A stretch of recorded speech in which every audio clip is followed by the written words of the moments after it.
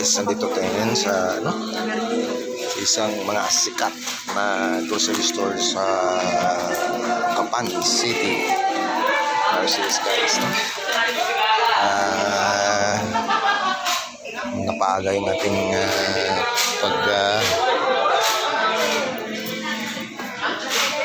grocery ngayon dahil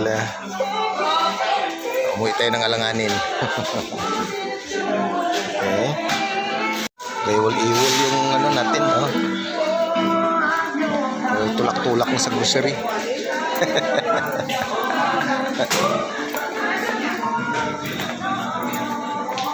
Tinapay. Oh, sige.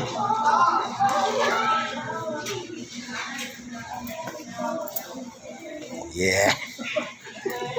Ay, ito pa, meron pa dito. Nakalimutan ko.